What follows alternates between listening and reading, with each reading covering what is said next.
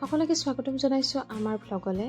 আৰু আজি যিহেতু ৰঙালী বিহু বৰদুমহাই বুলি কয়, এয়েহে ৰাতিপুৱাই উঠি কাম বন কৰি পেলাই আইটোক খুৱাই ল'লোঁ আৰু খুৱাই লৈ পেলাই তাইক এতিয়া মই গা ধুৱাম। আৰু আইটোক এতিয়া গা ধুবলৈ নি আছোঁ আৰু তাইক গা ধুব ইমান ভাল পায়।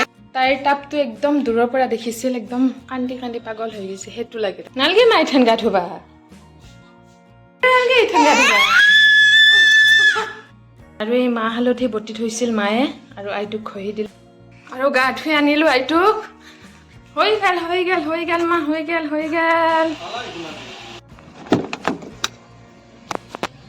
আমি এতিয়া গৈ আছোঁ কীৰ্তন ঘৰলৈ, কাৰণ আইটোৰ এইবাৰ যিহেতুকে ফাৰ্ষ্ট ৰঙালী বিহু, সেইকাৰণে আইটোক সেৱা কৰিবলৈ লৈ গৈ আছোঁ আমি তিনিওৱে।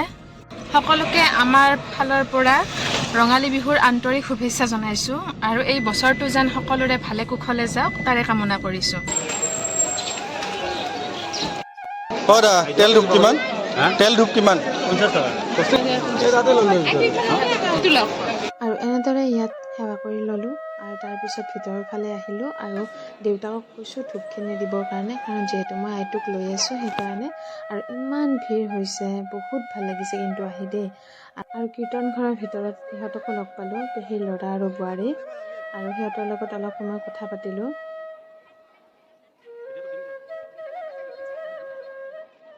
আৰু সেৱা কৰি উঠি পেলাই আহিলোঁ ভিটোত বৰপেটাৰ, কাৰণ ইয়াতে আইটোৰ কাপোৰ কিনিম বুলি ভাবিছোঁ আৰু ইয়াত ধুনীয়া ধুনীয়া কাপোৰ পায়, যিহেতু আহিলোঁ আমি দুয়োৱে।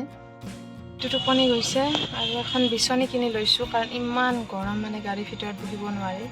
AC দিলেও মানে মিষ্টাৰে আছে তাত মাংস কিনি, আৰু আমি ইমান ৰ'দত মানে গাড়ীৰ ভিতৰত বহি আছোঁ। আৰু ঘৰ আহি পালোঁ, ঘৰ আহি পাই পেলাই মই অলপমান কাম কৰিম বুলি আইটোক ইয়াতে থলোঁ।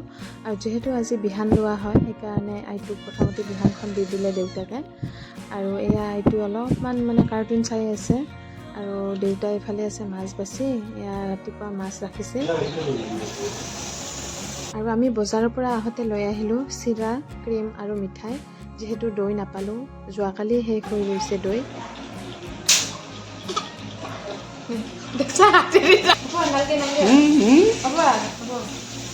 এয়া জালৰ কাৰণে মছলা ৰেডি কৰা হৈছে। ইয়াত কি আছে? গনচানা আছে, কচু, বেহৰ, তাৰপিছত আম, কঁঠালৰ মুচি অলপমান, বেহৰ, তিল। আৰু যিহেতু আজি আমি দিনত ভাত নাখাওঁ সেইকাৰণে ৰাতিৰ কাৰণে এই যোগাৰবোৰ কৰি আছোঁ।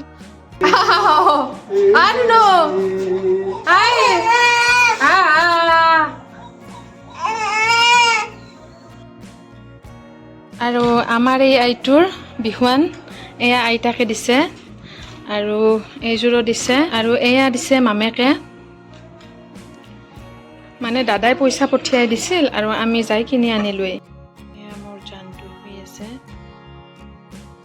আইটোক এতিয়া খুৱাই থলোঁ, মানে মই পাকঘৰত যাম আৰু অকণমান ৰুমত কাম। আৰু আইটোক খুৱাই থৈ পেলাই মোৰ যিখিনি কাম আছিল ৰুমত সেইখিনি মই একদম পটাপট কৰিলোঁ, যিহেতু দিনত বিহুৱান আছিল, কিবা কিবি লোৱা আছিল। পিন্ধা কাপোৰবোৰ মই ধুনীয়াকৈ জাপি থলোঁ। আৰু ৰুমততো কাম থাকিবই, সৰু বাচ্ছা থাকিলে হয়তো গম পায় সকলোৱে কিমান কাপোৰ ওলাই ৰুমত, আৰু সেইবোৰ ধুনীয়াকৈ মই জাপি থৈ পেলাই। 6টা বাজিছে আৰু আমাৰ মাছ চাছ ভাজা ৰেডি বৰ্তমান।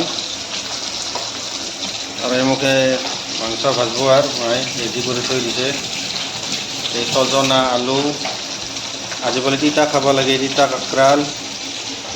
আৰু এমুখে কি আছে, এই বটা কি বটা এইবিলাক, আৰু এই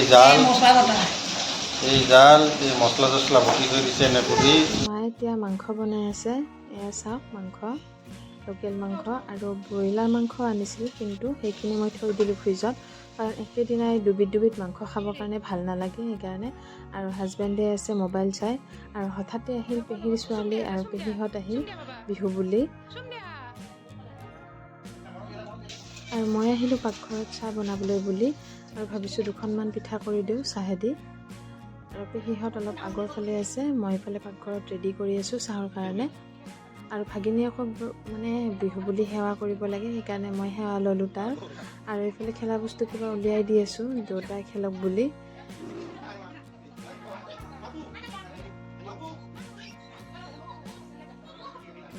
আৰু আমাৰ মাংসৰ আঞ্জা হৈ গ'ল বনোৱা আৰু মই আইটোৰ কাৰণে তাইৰ খাদ্যখিনি মই ৰেডি কৰি আছোঁ তাইক খুৱাম বুলি আৰু এইফালে আছে মাছৰ আঞ্জা আলু দি আৰু এয়া ভাত ভাজা মাছৰ তেল আৰু মাছৰ কণী দি পটল ভাজা ছজনা আলুৰ আঞ্জা মানে জালেদি বনাইছে তাৰপিছত তিতা কেৰেলা ভজাও আছিল সেইখিনি দেখুওৱা নহ'ল আৰু মাংস আছে এনেদৰে কিবা কিবি আছিল আৰু এনেদৰে ভাত সাজ খালোঁ বিহু বুলি আৰু এয়া হাজবেণ্ডে খায়ে আছে